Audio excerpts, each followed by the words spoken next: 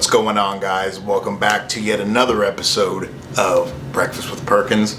Of course, you already know who I am, Perkins. No relation to the restaurant, obviously. I guess it's not obvious, because anytime, well, not anymore, when I was a kid, I would mention Perkins. And be like, oh, any relation to the restaurant? Yeah, that's why I'm driving this 2000 Chevy Cavalier, because I'm heir to a restaurant chain throne. Fucking idiots. Anyway, how's everyone doing? Hope everyone had a great weekend. Let's see what's new with me. First off, let me just start off by saying this. As many of you know, I guess let me preface what I'm about to say with this. I have talked so much shit about PC owners, PC gamers, all of them. And it's not so much that I'm jealous that they have access to way more shit than we do as console gamers, but a lot of the guys in that community just seem insufferable as fuck. You know, and I didn't really realize this heavily until I started in the building of mine. And so I've been waiting on the launch of the 4080 Super, which just came out, 2 days ago. Was able to snag one. The site that I get it from, or got mine from, they fucked up and released some of them early. So I got the Gigabyte 4080 Super. They weren't supposed to launch, and even said on their site not launch until 9 a.m. Eastern time, 3:30 a.m. here, Iowa, and they were open for buy. So I was like, well, maybe this is a glitch. Let's see what I can do. So I clicked it, purchased it, all that stuff. They said, cool, I'll have it to you by Friday. And I was like, okay. That was a lot less hassle than I thought it was going to be. But I'm watching all these benchmark videos because I don't know, let's be honest, I don't know dick about PC building. I'm probably going to fuck mine up. Something's going to catch fire. I'll probably catch fire. I don't know what's going to happen. I don't know anything about PCs. So I'm watching these videos and I'm looking at benchmarks for certain GPUs and CPUs and RAMs and all this crazy shit. And just reading the comments of some of these guys that are so up their own ass with PC building. Like, it's bad. Now, to be fair, as a console gamer, we don't, like, you get an Xbox, okay. Like, the worst thing we have as console gamers is the PlayStation versus Xbox thing. That's really the only thing. You're not worried about who's got the best GPU, the CPU. It's all the same across the board. You're just arguing on who gets the better exclusives. But PC guys, they are a completely different demon. It is. Oh God, I'm reading through like some of these comments. Oh, this fucking look at Nvidia. I'm just like, oh my God. Now I understand because the shit's expensive. I didn't realize how expensive PC building was, and I just kind of jumped in,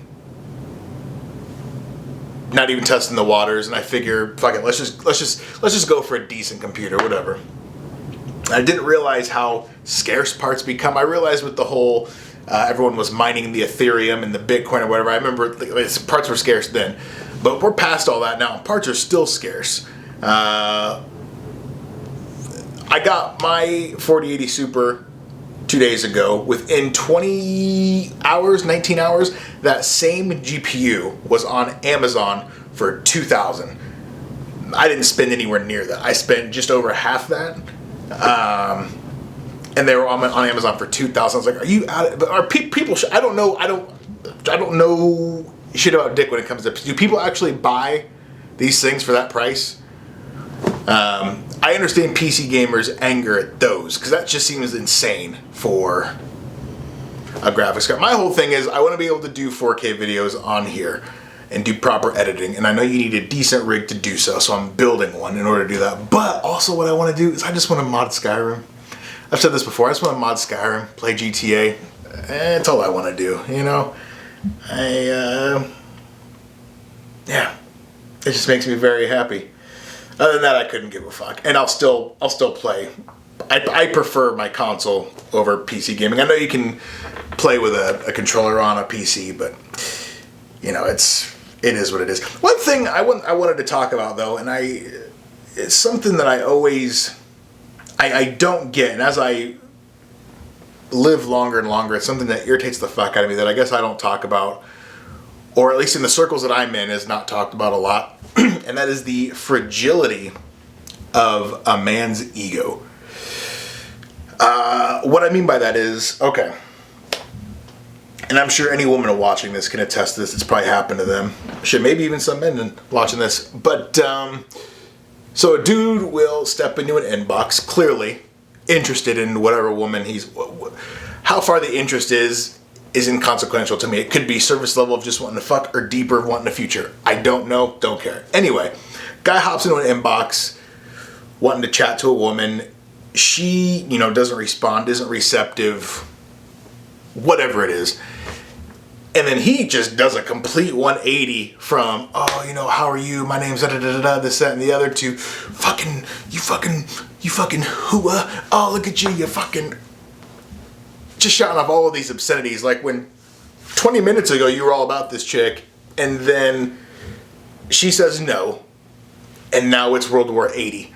If no one knows what that World War 80 thing is from, it's from American Idol. What I want to do, here's another thing. I say a lot of my entire life is random phrases from movies and songs and stuff like that. And I'll say them out loud just when I'm walking throughout my day. I'll just interject these things in my everyday life. And I'll say them on here, and I want to start putting clips of these things after I say them so you guys know what I'm talking about, where they come from, the context they're from. Then again, those videos would probably be like an hour and a half long. Anyway, but that's one thing I've never understood, is how a guy can go from totally being into a chick to just hating her. And that, to me, is a real problem with ego, men's ego, the fragility of a man's ego. And I don't understand why there are so many men, and I know it's not all men. I'm not one of those guys. I just don't have the energy. Like if I'm into a chick and I'm talking to her and all this stuff and it doesn't work out, okay, cool. Yeah, that's fine. My whole thing is I don't know what's going on in her head to make her arrive at the conclusion that she's arrived at. She could be having a bad day. She could be going through a breakup. She could be going through a divorce, whatever. She could simply just not have time, which the not having time thing, that's a slippery slope. But, whatever, it's a plausible reason. There's 100 different things as to why this chick wouldn't be interested or not want to pursue anything. That's got fuck all to do with me. You're not interested? Have a great day, ma'am. And that's the end of it. And actually, I got screenshots. I've been, let's see, there was two, because, I talk to women, talking to women, see what's what. And actually, two women have given me the, one of them had said she loves being around me. We have a great time together, but she doesn't see anything long-term in it. Apparently, she says we would butt heads too much. I don't get angry in relationships because, again, I just don't have the time. I'm not letting anything disturb my peace or tranquility. I just don't care. I'm extremely hard-headed, but I'm not gonna, sit here and be like, oh, I just don't care. I'll be like, all right, cool, right on, all right, and then you'll hear the Xbox turn on and us go play some games. To which point, then she would probably come in and be like, you're not gonna fight for me, what are you doing? That is what it is. And then another chick who had said something, she was like, I'm into you, this, that, and the other, but she just needs to take time. Apparently, mentally, she's a mess, this, that, and the other. And that's completely fine. I got no problem with that. Now, whether those are the reasons or not, again, inconsequential to me. I'm told you're not interested. That's all I need to know. Have a great day, ma'am. And then go on about my day. And I think more men need to implement that into their just every day. And I don't know what's causing the anger, but it's a really weird look for men. And I see chicks on. First off, I don't know why chicks screenshot. Hold on, we're gonna take a slight detour on another road here. What satisfaction do women get screenshotting dudes in their inbox? Where's the satisfaction? What are you trying to do? What's the end game with that? Are you trying to shame someone? Because let me tell you something. If I'm sending you you're not gonna shame me. That's just, if I've gone as far as sending you my flesh, like, unprompted, there's not a whole lot you're going to do to shame me. But you going to send it to my mom? She cleaned me as a baby for how many years? She's already seen it, so that's not going to shame me at all. But you're going to put it on Facebook? Great, free publicity. That's great. I mean, what are you trying to do? So if a dude is in your inbox, ladies, just just block him. I don't understand the whole entertainment. It's very simple. That's something that's always irritated me. It's very fucking simple. You get someone in your inbox you don't like, you block them. You don't entertain it. You don't screenshot them. You don't give them monosyllabic answers. You just block them and go on about your fucking day. That's it. That's all you got to do. It's very simple. So anytime I see a chick, and it's often, you see a chick online, you're dumb. Just why? What are you doing this for? Oh, I want other women to not trust me. Other women, no. They haven't blocked them either because they're stupid as well. I don't get it. But back to the men, though. I don't get why there's a lot of fragile, weak-minded men. I don't know if it's coming from how they're raised. I don't know if it's like this weird entitlement that they have. It's really weird. And then that men like that. Here's another thing, too. If I talk to a chick, and I've had this happen plenty of times. You talk to a chick. Maybe the time's not right. Maybe she's got a lot going on. Maybe I got something going on. Whatever it is. But there's an interest there. And you try to spark something off there. It doesn't happen. And then maybe, a couple years down the road, 6 months later, something does happen. Your paths cross again. And everything works out just fine. And you hit it off. Whether that's on a sexual level, a relationship, whatever it is. A lot of these guys, you're into a woman, you shoot yourself in the foot, fuck you, and then, gentlemen, what woman do you think is gonna be keen on you after just going off on her, calling her a sleut and a hooah? First off, she was a hooah. Sopranos reference, and I just, it's just not a good look for men. There's a lot of things that aren't a good look for men, but that specifically is. And then I understand why all these women are getting pissy and like men aren't men and all this stuff like that. Now, if a woman's getting pissy because a guy won't fully take care of her and support her and all of her habits, I'm not talking about that. I'm just talking about like the stoicism and keeping it together and holding it together. Just, keep it together. Yeah. I got a boyfriend, or not that's ever stopped anyone before, or, now's not a good time, whatever. Just, all right, miss. Thank you for your time. And you go on about your day. Here's another thing that I don't really understand is a lot of women. You know what? Let me go to my list. Let me consult my list really quick and see. Hold on, because just bear with me here. Bear with me here. And today is a new day. Oh, here's something. Why is it that we put such a negative societal stigma on women that don't want to have kids? That's one thing I've never understood. Is it because societally women are so, I know procreation is made, like that's what it's for. It's for making children. We've turned it into a pleasurable act. But I guess women are made to have kids, I guess. I don't get that, but there's such a weird negative stigma with women not wanting to have kids. And then if a woman is single, for some reason, it's her fault. Like there's something wrong with her. Now, there are some people that are genuinely fucked up people. They're delusional in that they think there's nothing wrong with them and that's why they can't get, I'm single because I choose to. No, you're a bitch and no one wants to be fucking around you. You have a horrible attitude and you're delusional. That's why. Nothing to do with your choosing. No one wants to choose you. Shut up. But yeah, that's also the thing I don't understand. Why there has to be a problem with the woman.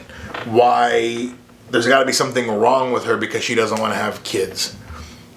I don't really have much else to say on that. That's just something I've noticed. One thing I also have noticed, though, this has kind of been, I guess, pro-women for a little bit. But here's something anti-women. How come women talk all day about that women's intuition And yep, that's right, I knew. I'm not talking about I knew and all this crazy shit. This women's intuition never seems to work until it's too late. You ever notice that? You ever notice that? Women know everything that's going on behind. They know everything. You can't get anything past them until it gets past them. And then they're like, oh my God, what? Women, can you please do me a favor? Just admit that women's intuition is bullshit. You don't have any foresight into the future. You don't have eyes in the back of your head. You're human like the rest of everyone else on Earth. And every now and again, you're going to slip up. And you're not going to catch certain things. You're not going to be, cognizant of certain signs and stuff like that. And they'll get past you and you get fucked over. But that whole women's intuition thing, dead all that. Because it makes no sense. I see chicks on Facebook posting this shit about women's intuition. Oddly enough, those are the same women I see posting the most about picking the wrong dudes. How's that happen? Got this great intuition, but you can't pick dudes worth the fuck? The math ain't mathin'. You know what? It doesn't matter. It's fine. You know what? Hey, you do what you do, I do what I do, huh? But you're a sucker. One thing I wanted to say, here's a great one. I'm a 90s kid. Born in 90, barely 90. I was born December 24th, 1990. And one thing I can say, and I think a lot of 90s kids would agree, is that the 90s kids, I feel like they were the last generation of having really dope childhoods. Now, what do I mean by that? Our childhood was a perfect blend of this analog digital thing. You know what I mean? Where we still rode bikes. We still got scraped knees. We were still out at the duck pond. We still went to the park. We still did outdoors things.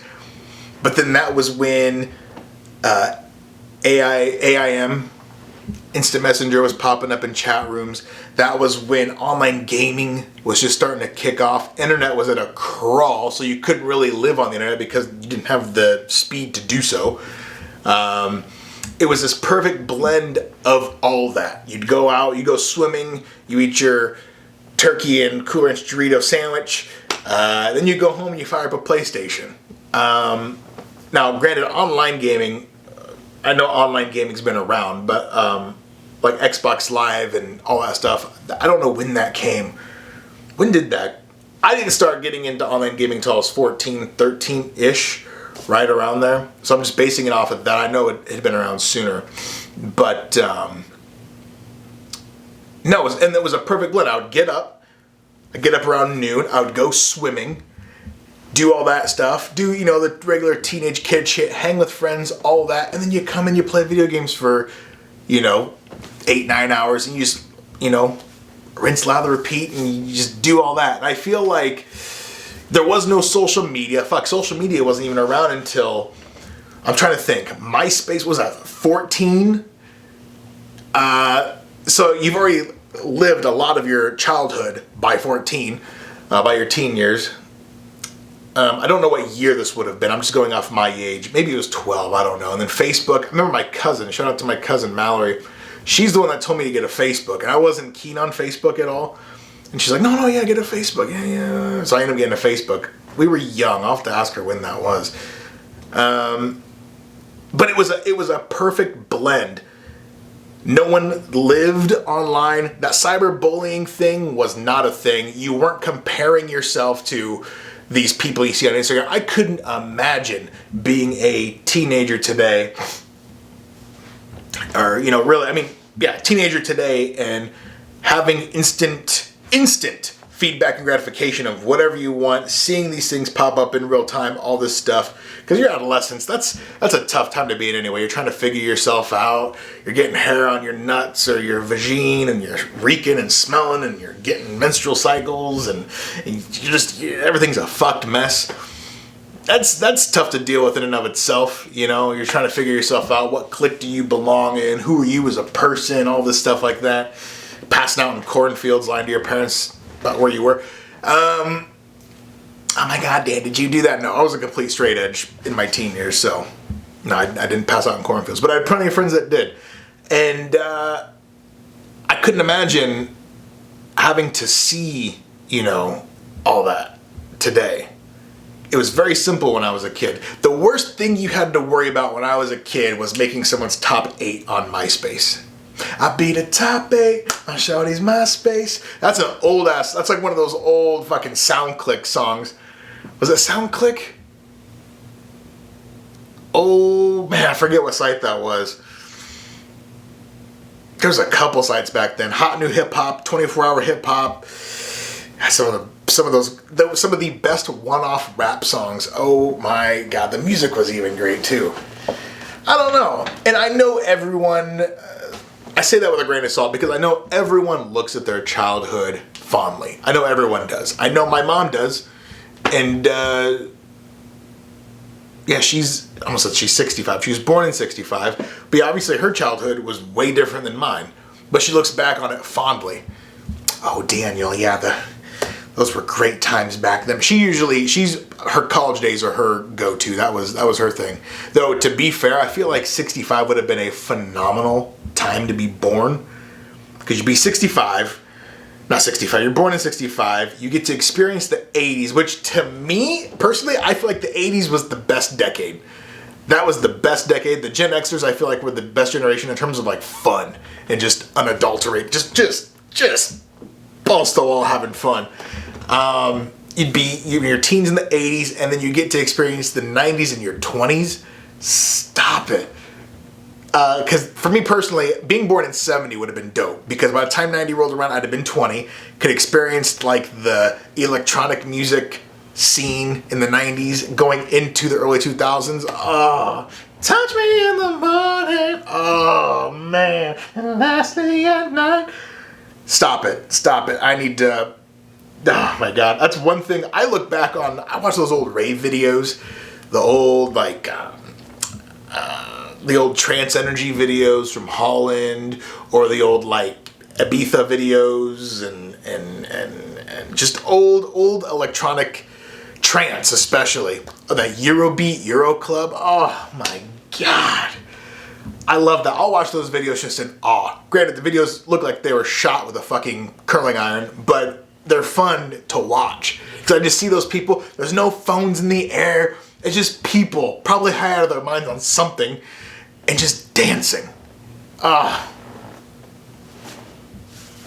love that. Not the high out of your mind part, but just the dancing. I love that. I feel like people, here's another thing about electronic music. For anyone watching this that doesn't know me personally, maybe you've known me for a while and you're watching this, or maybe you're just watching this for the first time and you don't know who I am as a person. One thing about me, for those that don't know, I love electronic music. That is my go-to. It started off with Euro Club, Eurobeat type shit, and happy hardcore. That was what like I got my toe in with, were those two genres. And then that evolved into like techno, and then that kind of evolved into trance. And then I was into trance for a long time. This was probably age like 12, 11, right around there. And then from trance, I got into house. I was never big into house. I liked it, but I wasn't big into it. My ex, she got me into house. When me and her got together, that was when Big Room was just kicking off. And then I heard that, and I was just like, oh my God. And I love Big Room. I'm actually really sad that it's not really a prominent genre anymore. Now everyone's moving like the tech house and all that stuff like that, which I love. Don't get me wrong. And the future rave stuff, I love that too. But yeah, Big Room was my thing. But also go back and listen to some happy hardcore every now and again. Some hard style, some hardcore. Drum and bass, I've been heavy into that lately. UK Garage. Yeah, I love electronic music. So one thing I miss, I never experienced it. One thing I'm, I guess, a little upset about that I didn't experience was the club scene in the 90s and the early 2000s. Because I remember when I was a kid, me and my mom would be driving around and she'd drive me through downtown. And when you're a kid going to like a very populated area like that, you're just kind of like, what the fuck is going on? What is this? What is this place? And I remember we drove downtown. I remember Court Avenue. I remember just seeing just bare amounts of people. and looking at these people like, what do they do? They look like they're having so much fun. Like, oh my God. I remember Papa's Planet was on the corner, and then I don't remember Papa's Planet.